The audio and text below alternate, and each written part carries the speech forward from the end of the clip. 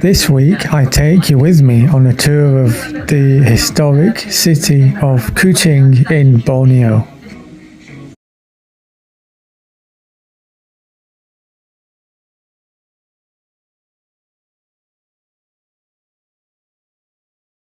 Well, Kuching is one of the best preserved colonial cities in Malaysia. A lot of the buildings that you'll see were built during colonial times. Some of them were built before by the ethnic Malays and the Chinese who settled here many years before the British and the Dutch arrived.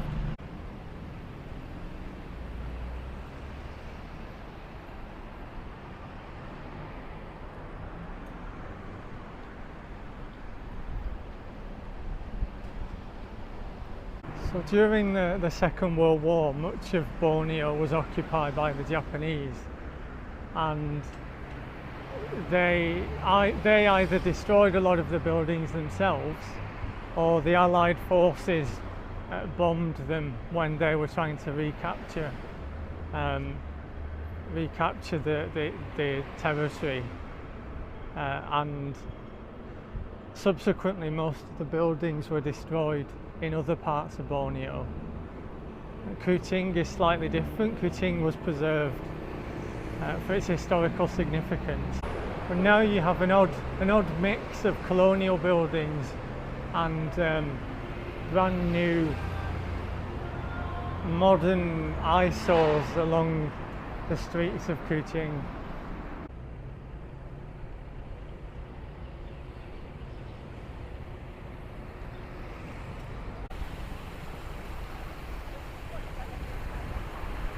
One of the other things you'll notice as we walk around Kuching is that there are lots of cat statues.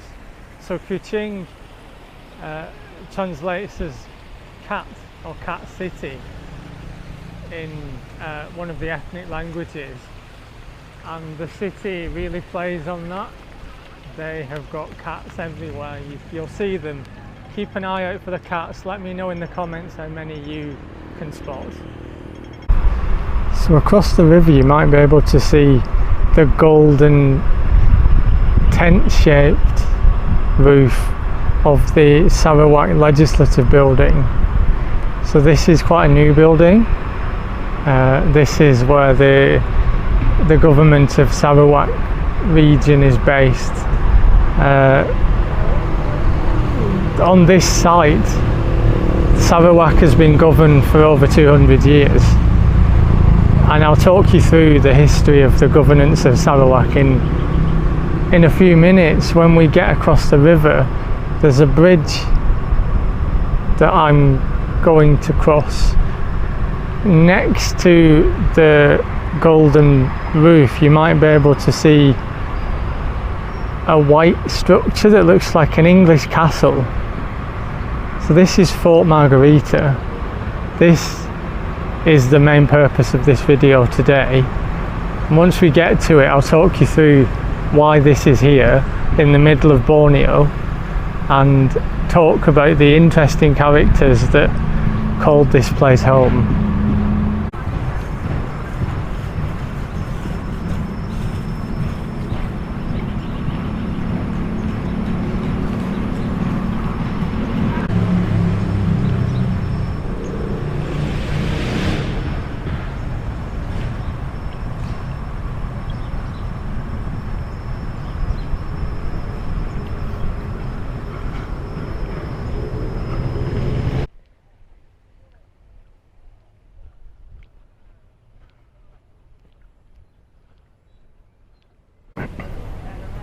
It is really hot.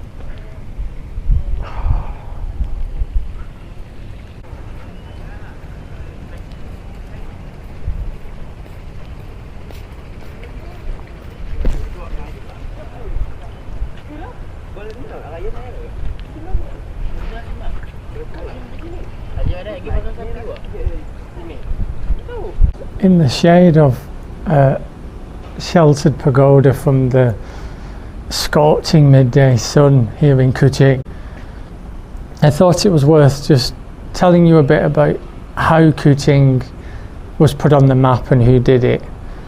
So a man called James Brooke was the first Brit to arrive in Sarawak and to settle. He was an English adventurer. He'd done some work for the British Borneo company, but he hadn't really made a success of himself. He was a soldier as well, but again he hadn't really proved himself as a soldier either. So he wasn't a trader and he wasn't a successful soldier. But what he did do is he used his charisma to win over the very different tribes across Sarawak and across wider Borneo. His story is one of intrigue, ambition, and the pursuit of power in an exotic land that the Dutch had been here for some time but hadn't really made a mark. The British East India Company had set up bases in the Indian subcontinent, in Malaya to the north of here, and other places around southern Asia. And Brooke wanted a piece of that influence, that power. So what he did was first set foot in this sleepy riverside town at the time. There were a few tribes that were based here. They used the river for subsistence fishing, for transporting logs up and down to different villages. What happened when he arrived? Well, clad in his military uniform, a striking figure, standing tall, white. A lot of the tribes had never seen a white man before. He arrived in a small boat. He stopped, met with the tribe who told him to go away. He met with another tribe who threatened to kill him and his entourage. Success really came when he met the ruler of Brunei, the Sultan of Brunei, who had tried to gain control over the whole of Borneo from his small enclave for centuries, and it hadn't worked. The local tribes were pushing back, they were fighting back. So the Sultan of Brunei saw an opportunity in James. He saw this British military officer who could help him to defeat the rebellion against him.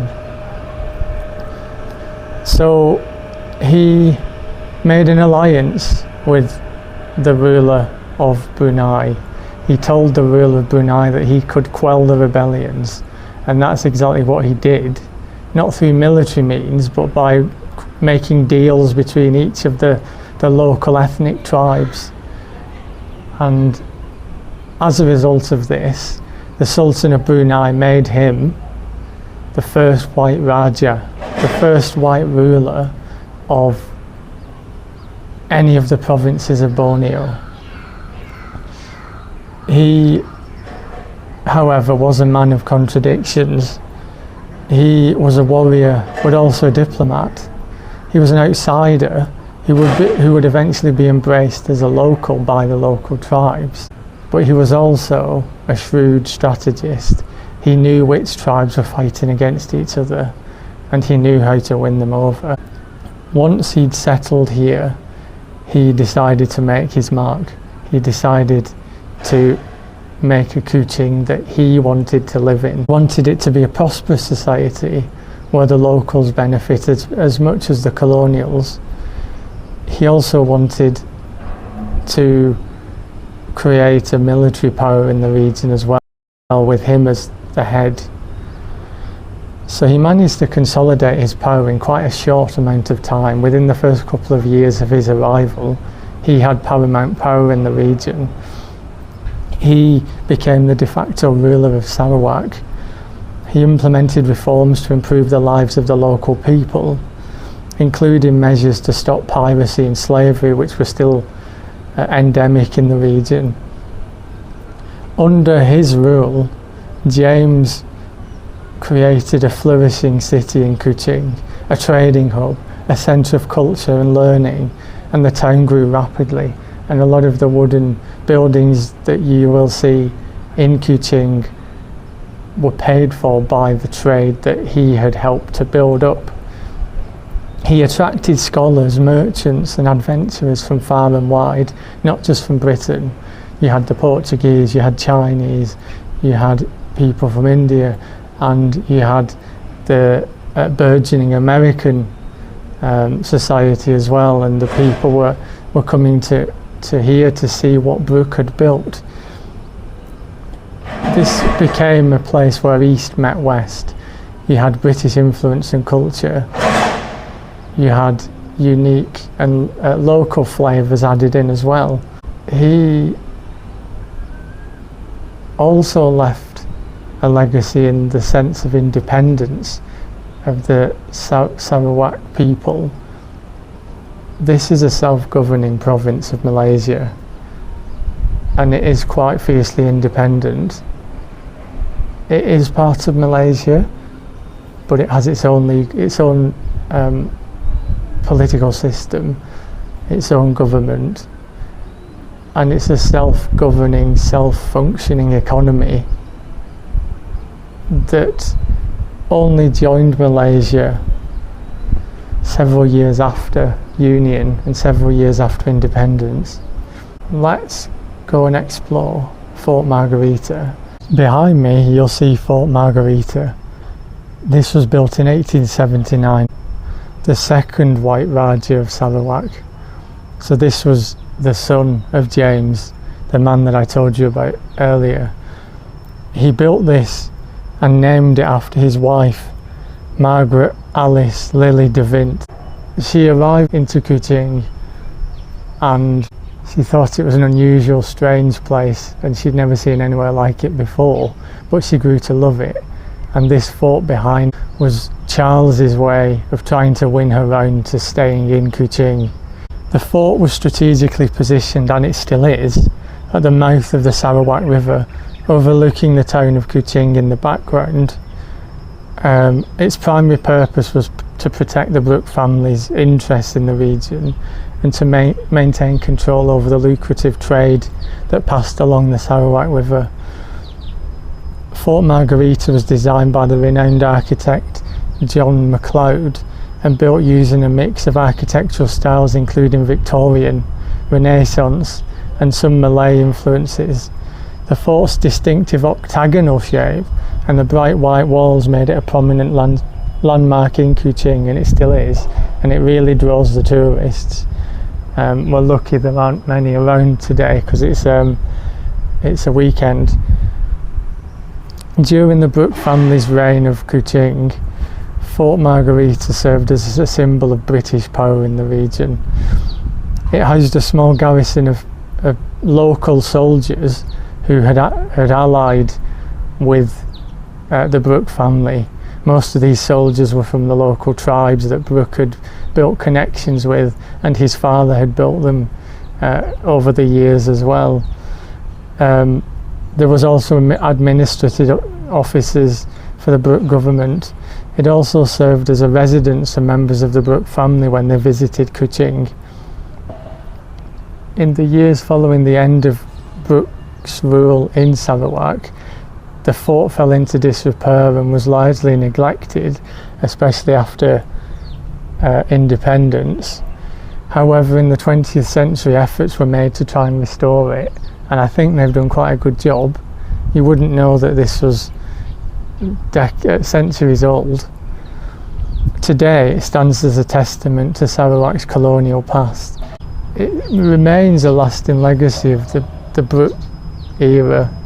It's here to stay, and the locals are proud that they have this building, this fortress, this unique architectural masterpiece overlooking their city.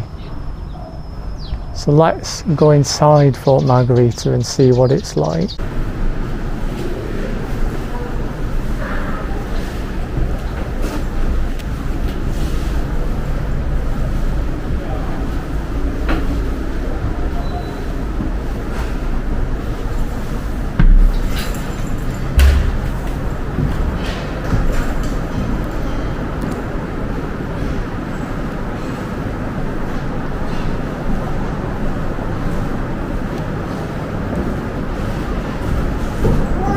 So this man is James Brooke, the man who established the modern city of Kuching.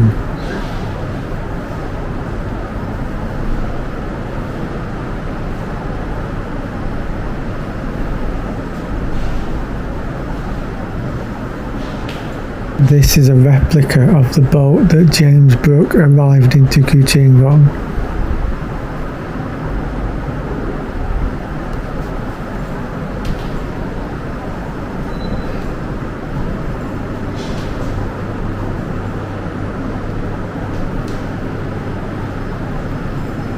In front of us is the ceremonial sword presented to James Brooke by the Sultan of Brunei, and this is the flag of Sarawak.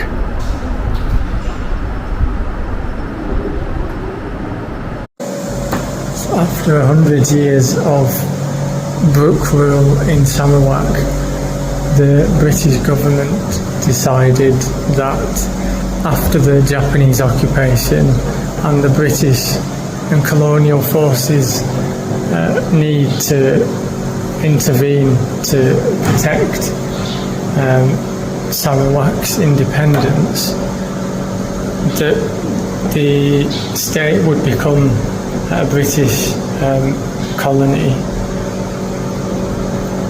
The British took over in 1948 with the intention of giving independence to Sarawak and merging it with Sabah to create the state of Borneo. This led to locals and colonials who were based in Sarawak pushing back. It had support from the tribes that had allied with the Brooke family for decades, and it led to the Brooke family openly disagreeing with the British government on the world stage.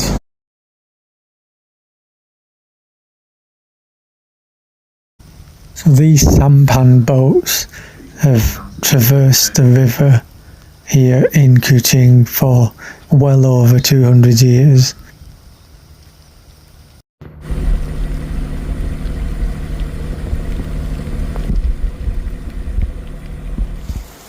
So I went for a walk around the kampongs, the traditional Malay villages that line the right bank of the river that runs through the middle of Kuching.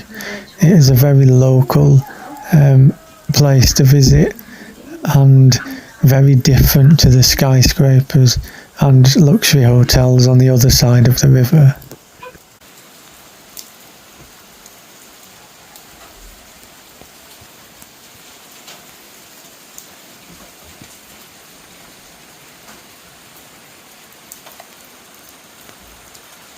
The rain was really falling heavily at this point, and the path underfoot was really slippery.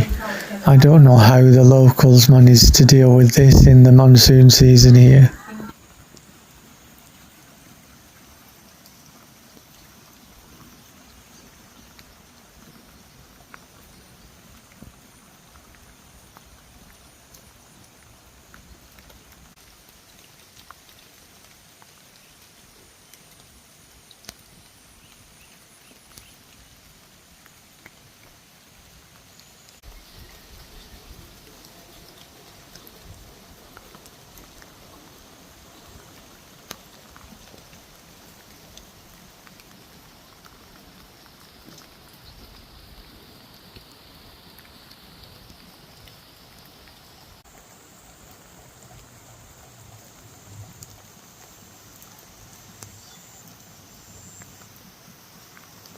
So I was not expecting to find this in the kampongs, a big rubbish dump.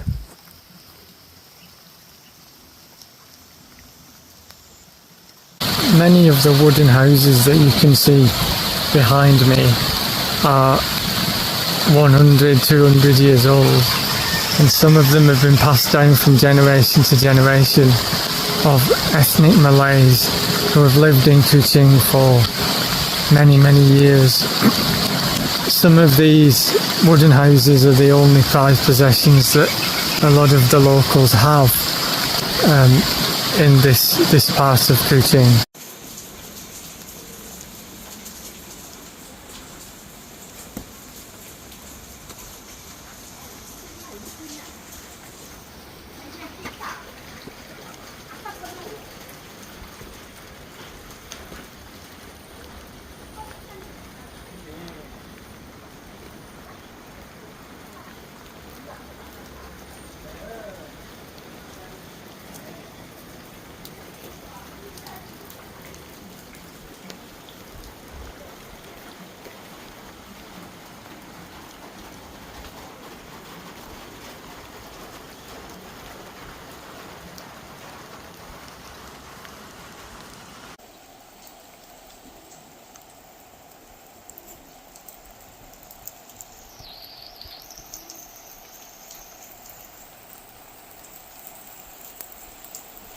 So as I was walking around Kuching earlier, I saw this Chinese restaurant that had antique ceramics in the window, antique furniture on the street, and I had a quick look at the menu, and they had vegan versions of traditional Chinese dishes.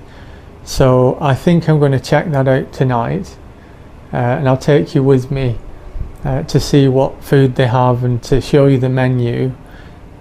Then I need to come back and pack, because I have an early flight tomorrow morning from Kuching to somewhere else about an hour and a half away from here. You'll have to subscribe to find out where I'm going to, but it's quite off the beaten track in Borneo, and I'm really looking forward to it. But for now, let's go and get some food.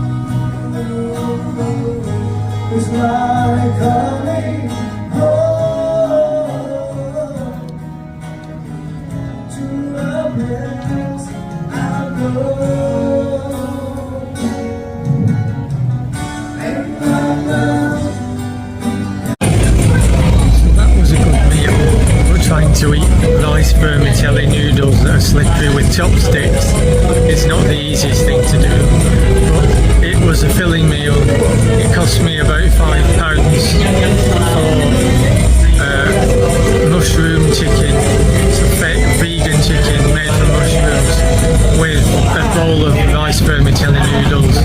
So I'm full. I'm going to head back to my hotel, get stuff packed for tomorrow, and then we've got an early start to the airport tomorrow. So here are the contradictions that I've realised when exploring Kuching. At night you have a light show with pop music taking place right next to a historic mosque that you might be able to see behind me, that is doing the call to prayer. You've got luxury hotels right opposite the kampongs. You've got sampans sailing from one side of the river to the other, alongside tourist ships passing along the Sarawak River. You've got churches ringing their bells at the same time as the call to prayer from the mosques. And you've got the old colonial buildings like Fort Margarita and the Astana building right next to the brand new gold roofed legislative building of the Sarawak state. I just can't put my finger on where this city sits.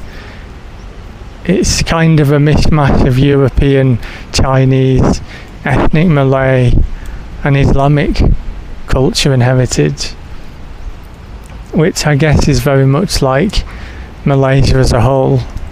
This is like a microcosm of Asia, the meeting point of Europe and other parts of Southeast Asia and Northern Asia. It's a good gateway to the rest of Borneo that is still to come on the next few videos. So please make sure you subscribe, give this video a like, leave any comments if you think I should be doing something differently or you enjoyed this video, let me know. And make sure you tell your friends and family about this video too. Let's build up a community of travellers who go and explore and like to get lost, which is what I do, and I'm taking you with me. So for now, from Kuching, goodbye.